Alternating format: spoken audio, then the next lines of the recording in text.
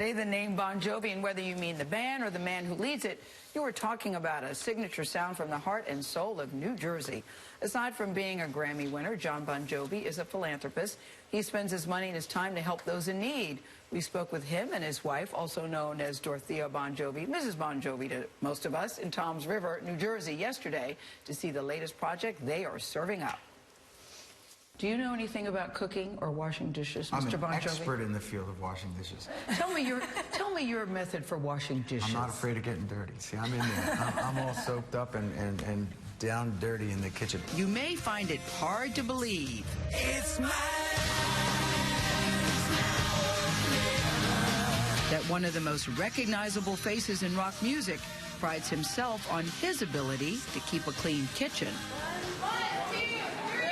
But these days, it's all part of Jon Bon Jovi's mission to help people in need. We want to affect change directly. Jon and his wife Dorothea have just opened their second Soul Kitchen, a restaurant that encourages its customers to pay it forward. So let's go back to what your intention was and what you want to accomplish. You start us off, Dorothea.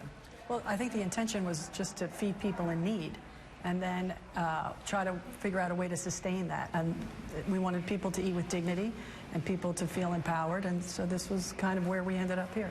What does that mean, dignity, when you come into this place? Why was that so important to you both? Well, because you are teaching a man to fish instead of you giving him a fish. When you come into this restaurant, there are no prices on our menu. So if you are in need, you participate.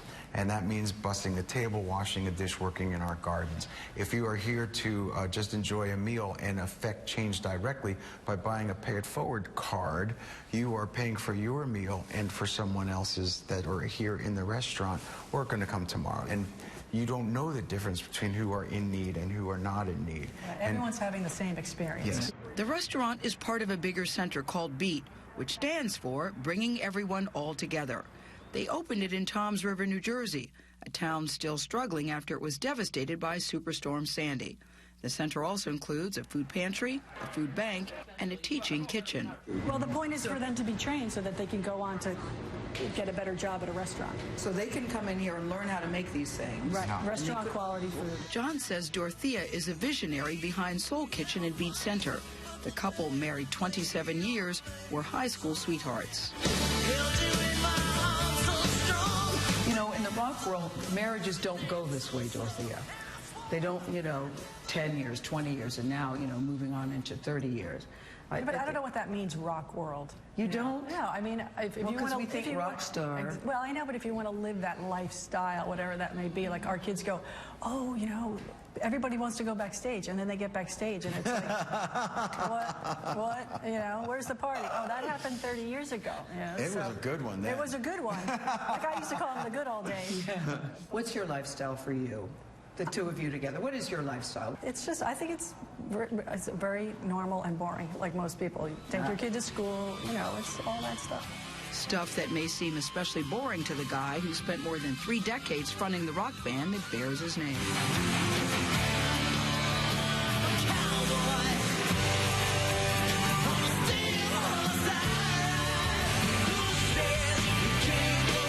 The band has evolved its sound to remain current. They boast 11 platinum albums and total worldwide sales of more than 120 million. Their next album is due out in September. This one without longtime guitarist and collaborator Richie Sambora. I haven't seen him in over 3 years. He just didn't show up for work anymore. And that's the truth of the matter. And life goes on. Being in a rock band is not a life sentence. What does that mean? I guess, you have other things in your life that you care to do. But it's okay because you share your art as long as you choose to share it. You don't have to do this for a living. You choose to do it for a living. What excites you most about the music that you're doing now?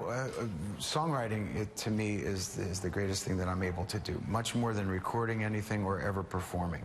I am so surprised because I would have thought you would have said being on the stage. It's the least of my favorite things to do. When I write a song, that's when the magic happens. Having written something that's going to be around long after we're all gone is as close to immortality as we'll ever be.